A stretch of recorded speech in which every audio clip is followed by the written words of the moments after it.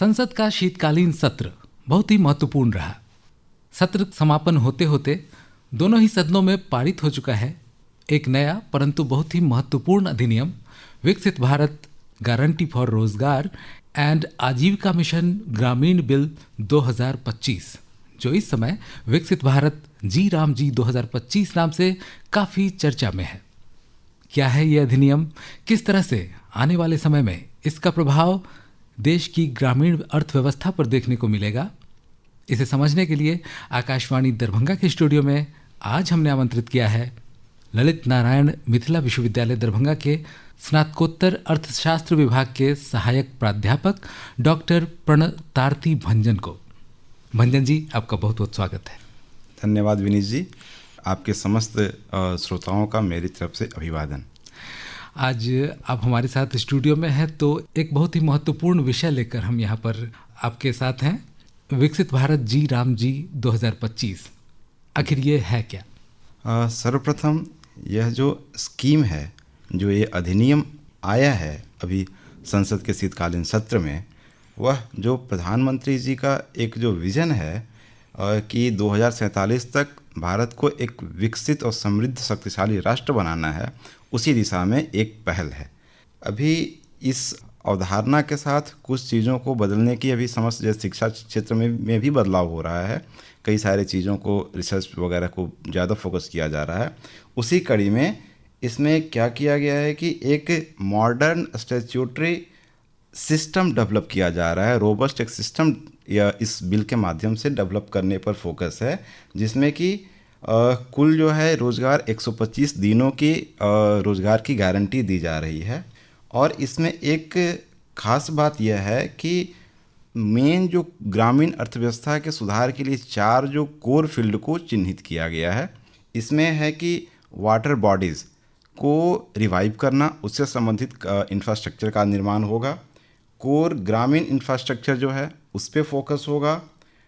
Livelihood या आजीविका से संबंधित जो इंफ्रास्ट्रक्चर है वो फोकस में रहेगा।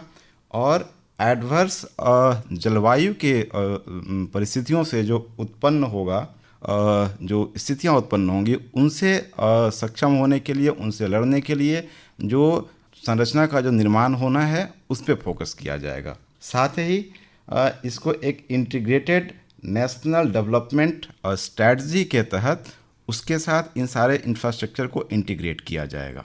जी, पहले जो अधिनियम था मनरेगा, उसमें भी इस तरह की व्यवस्थाएं थीं। उस अधिनियम से ये कितना अलग है, किस तरह से इसको आप अलग पाते हैं? यह कुछ मुद्दों में उससे बेहतर है, कुछ अलग है। जैसे कि सबसे पहले पिछले जो मनरेगा में जो टोटल मिनिमम डेज का जो गारंटी दिया गया था रोज़गार की, उसमें 100 दिन की गारंटी थी। अभी इसमें उसे बढ़ाकर 125 दिनों का कर दिया गया है।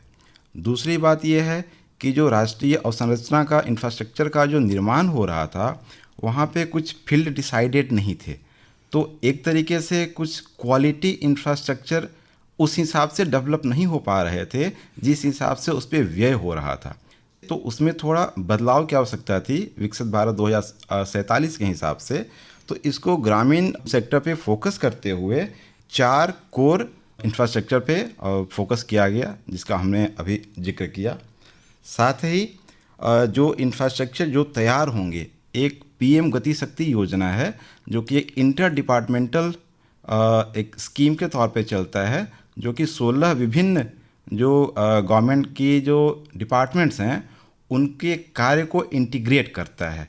तो ये जो संरचना का जो निर्माण होगा, ये वहाँ से भी पीएम गति शक्ति योजना से भी अलाइंड होगा, ताकि हम एक इंटीग्रेटेड मतलब एकीकृत तौर पे संरचनाओं को देख सकें और जो ज़रूरतें हैं उसके हिसाब से इंफ्रास्ट्रक्चर का निर्माण हो, जो कि ग्रामीण अर्थव्यवस्था को बढ़ावा देने में योगदान दे सकें। जी, यानी आपके कहने का अर्थ ये है कि जो हमारी आवश्यकता है उसके हिसाब से इस अधिनियम को ढाला गया है। जी। अब अगर हम ग्रामीण अर्थव्यवस्था की बात करें तो इस योजना से क्या लाभ उन्हें पहुंचने वाला है? इसमें सबसे पहला तो स्पष्ट है कि जो मिनिमम रोज़गार दिनों की अवधि थी उसे बढ़ाकर 125 दिनों का कर दिया गया है। इससे क्या होगा कि लोगों की आय बढ़ेगी। दूसरी बात, इसमें अकाउंटेबिलिटी और जो डिलीवरी मैकेनिज्म था उसको रॉबस्ट किया गया है ताकि पारदर्शिता को बढ़ाया जा सके। जी, भारत एक कृषि प्रधान देश है। जी, तो किसानों के लिए, किसानों के हित में कितना ये अधिनियम कारगर साबित होगा? मैं सोचता था पहले भी कि हमारे यहाँ होता क्या है कि जब पीक सीजन आता है उसमें लेबर की कमी हो जाती है, और अब एकेडमिक्स में एक डिस्कशन आता है कि नहीं, हम लोग बिहार जैसे जो राज्य हैं वो लेबर सरप्लस राज्य हैं। तो मन में सवाल उठता था कि जब हम लोग लेबर सरप्लस राज्य हैं तो फिर डिफिशियंसी कहाँ, स्कार्सिटी जो है एग्रीकल्चर लेबर की क्यों आती है। तो इस चीज़ को काउंटर करने के लिए इसमें एक बहुत अच्छा प्रोविज़न है कि 60 डेज ऑफ रहेगा वो, और इसको कस्टमाइज़ किया गया है। स्टेट्स जो हैं अपने यहाँ के जो फसल चक्र है उसके हिसाब से इसको कस्टमाइज कर सकते हैं। उसके लिए पहले उन्हें केंद्र को सूचित करना होगा, और ये 60 दिन जो होगा वो ऑफ पीरियड होगा। और दूसरी बात, खास बात यह है कि वो जो 125 दिनों का जो मिनिमम गारंटी है, जो मिनिमम डेज का जो गारंटी है, वो 60 को घटाकर 300 दिनों में से ही उनको मिलेगा। तो एक जो एग्रीकल्चर का जो पीक सीजन होता है उसमें जो लेबर की जो स्कार्सिटी होती थी वो नहीं होगी, क्योंकि वो लेबर अवेलेबल होंगे एग्रीकल्चर फील्ड में काम करने के लिए। और दूसरी बात, चूँकि उस समय मनरेगा का अगर काम चल रहा है तो उसके वेजेस के हिसाब से जो वेज रेट था एग्रीकल्चर में वो बढ़ जाता था, तो उसका इनडायरेक्टली असर महंगाई पर भी पड़ता था। तो ये चीज़ें वहाँ भी थोड़ा सा इसको काउंटर करने का कोशिश इसके माध्यम से किया गया है, और वो इन्फ्लेशन भी थोड़ा सा चेक करने का प्रयास किया जा रहा है।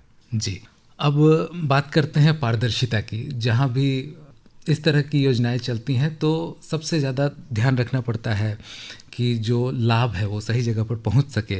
जो लोग हैं, मजदूर हैं, किसान हैं या ग्रामीण लोग हैं, उन तक सही तरीके से पहुंच सके। तो इसको लेकर के इस अधिनियम में क्या कुछ उपाय किए गए हैं? सबसे पहले इसमें जो ग्राम पंचायत है उनको ज़्यादा एम्पावर किया गया है। ग्राम पंचायत के स्तर पे प्लान बनेगा, और वो प्लान जो होगा वो एक स्टैंडर्ड्स कुछ तैयार किए जाएंगे केंद्र सरकार की तरफ से। तो उन मानकों के अनुरूप ग्राम पंचायत के स्तर पर जो कार्य होंगे उनकी मैपिंग होगी, और उसके हिसाब से इंफ्रास्ट्रक्चर का निर्माण होगा। पहली बात तो ये। दूसरी बात, अभी आप देखते हो कि टेक फ्रेंडली जो हमारा मोबाइल के थ्रू जो फाइनेंशियल इंक्लूजन हुआ है, जो टेक अवेयरनेस बढ़ा है, तो उसको इस्तेमाल करके इसमें इस तरह की मॉनिटरिंग होनी है ताकि पारदर्शिता जो है वो बढ़े, जो अकाउंटेबिलिटी है वो बढ़े। साथ ही साथ इसमें साप्ताहिक सार्वजनिक अवकाश की भी घोषणा है, और इसमें जो है सोशल अकाउंट्स ऑडिट, ठीक है, सामाजिक लेखा परीक्षा का भी प्रोविज़न किया गया है। इसमें है कि पंचायत स्तर पे सप्ताह में एक दिन जो है वो जो भी कार्य चल रहे होंगे उनको पब्लिकली डेमोन्स्ट्रेट किया जाएगा, उनको अनाउंस किया जाएगा कि क्या प्रगति है, और लाइव एक इंटरफेस, एक डैशबोर्ड होगा जिसपे उस कार्य को फ्लैश किया जाएगा। जी, यानी पूरी तरह से जो आधुनिक जो तकनीक है, डिजिटल जो टेक्नोलॉजी है, उसका भी पूरा इसमें उपयोग किया गया है ताकि पारदर्शिता पूरी तरह से बन सके। इसमें AI की भी मदद ली जाएगी ताकि जो कुछ धोखाधड़ी या इस तरह की जो चीज़ें हैं वो AI के माध्यम से भी डिटेक्ट की जा सकती हैं। मनरेगा की जो योजना थी ये भी केंद्रीय योजना थी, और अभी जो योजना है उसमें जो ये इस तरह का बदलाव हुआ है तो केंद्रीय क्षेत्र से ही हुआ है, तो इसकी क्या आवश्यकता थी? देखिए, सबसे पहली बात है कि मनरेगा जो था वो सेंट्रल स्कीम है, और ये अभी इसको जो है वो सेंट्रली स्पॉन्सर्ड स्कीम कर दिया गया है। हुआ क्या 15th फिनांस कमीशन में कि जो स्टेट का जो डिवोल्यूशन था जो सेंट्रल के फंड से, वो पहले 28 से 32% के आसपास था, तो उसे चेंज करके गवर्नमेंट ने, फिनांस कमीशन का रिकमेंडेशन था कि इसको 42% करने का। तो अभी जो है स्टेट्स को सेंट्रल फंड से जो डिवोल्यूशन जो प्राप्त होता है वो लगभग 42% का प्राप्त होता है। तो ये था कि हम आपको यहाँ पे ज़्यादा आपको एक ही बार अमाउंट दे रहे हैं, और स्कीम्स जो होंगे उसमें दोनों का शेयर होगा। तो चूँकि अब राज्य जो है वो ऑलरेडी उसमें कॉस्ट शेयरिंग करते हैं, इसीलिए इसकी जो संरचना थी उसमें भी बदलाव करना मतलब एक तरीके से आवश्यक हो गया था। तो ये आपने कॉस्ट शेयरिंग की बात की, ये किस तरह से होगा, इसके बारे में आप जानकारी देंगे? जी, अभी बाकी भी जो सेंट्रली स्पॉन्सर्ड स्कीम्स जो चल रहे हैं उसमें भी 60-40 का रेशियो चलता है। 60% सेंट्रल गवर्नमेंट देती है और 40% स्टेट वहन करती है।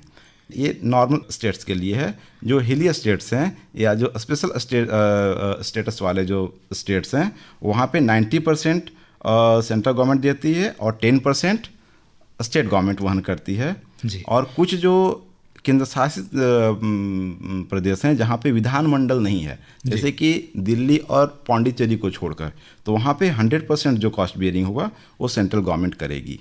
जी, सरकार इस विधेयक को लेकर के काफ़ी उत्साहित है।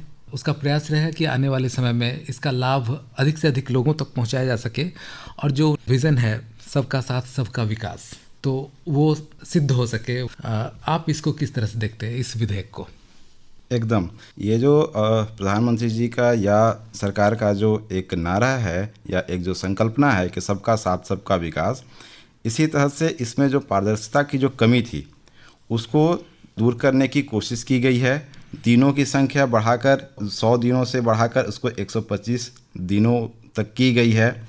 इसके साथ ही इसमें प्रोविज़न है कि अगर किसी स्पेशल सर्कमस्टांसेस में, किसी विशेष परिस्थिति में अगर राज्य को चाहिए कि नहीं हमें कुछ और सहायता इसमें चाहिए, तो वो भी उनके रिक्वेस्ट पे उनको दी जाएगी। इस तरह का प्रोविज़न इस अधिनियम में है।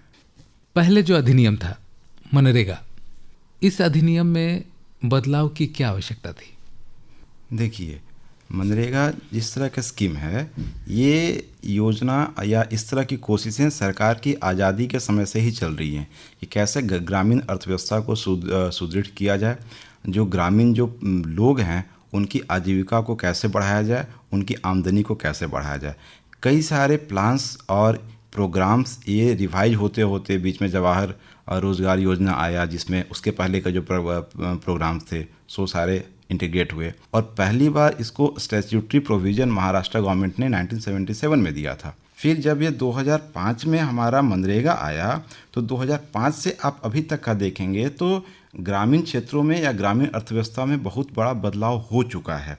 तो उस बदलाव के हिसाब से अब इस योजना को समेकित करने की आवश्यकता थी, क्योंकि ये 20 वर्ष मनरेगा के भी 20 वर्ष हो चुके हैं जी। गरीबी हमारा जो था वो 25.7% जो 2011-12 का जो डेटा है वो अब गिरकर 4.86% एक गवर्नमेंट का डेटा है, तो ये हो चुकी है।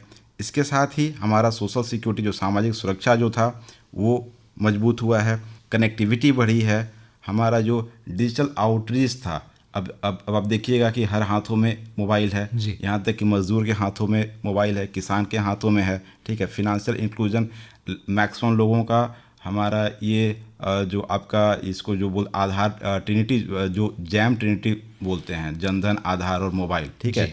तो इन सबों के कारण हमारा फिनेंशियल इंक्लूजन बढ़ा है। तो अब ये जो पुराना जो स्कीम था ये बढ़ती ग्रामीण अर्थव्यवस्था का ये जो बदलता स्वरूप है इससे मेल नहीं खा रहा था।